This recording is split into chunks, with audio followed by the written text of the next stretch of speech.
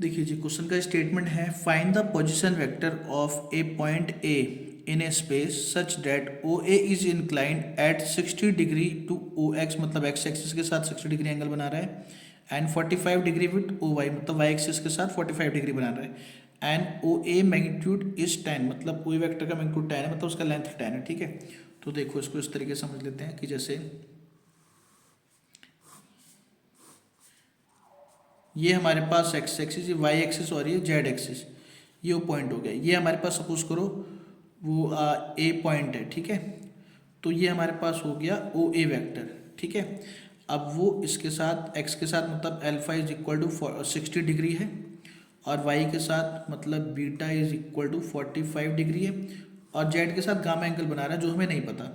ठीक है, उसके बाद इसका जो लेंथ है वो कितना है, 10 यूनिट है। ठीक है, वैसे डायग्राम की बहुत नीट नहीं है, बस ऐसे ही बताया है इसमें।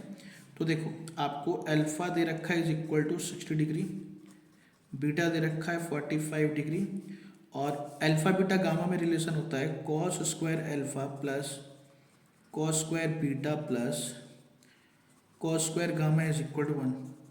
तो cos square 60 plus cos square 45 plus cos square gamma is equal to 1।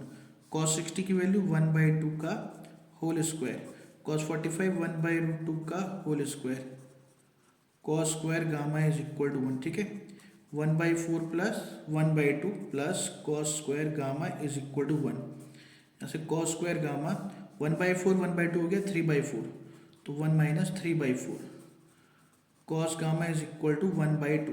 भाई 3/4 ये आ जाएगा 1/4, उसका रूट हो जाएगा तो आएगा 1/2, तो गामा इज इक्वल टू आ गया 60 डिग्री।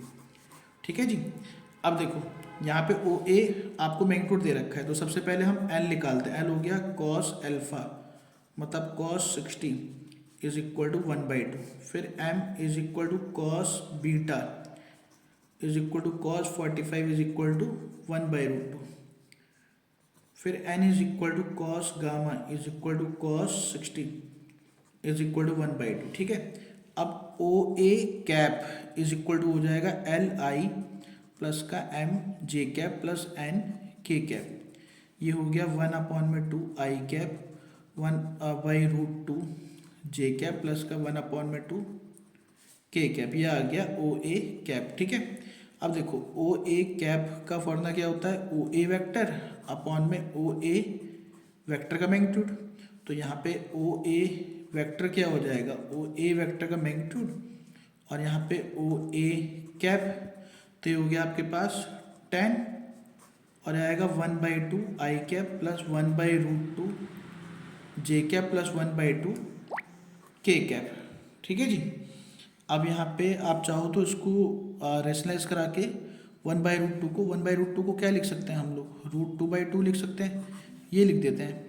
तो यहाँ से आपके पास आएगा 10 1/2 आई कैप प्लस √2/2 जे कैप प्लस 1/2 के कैप।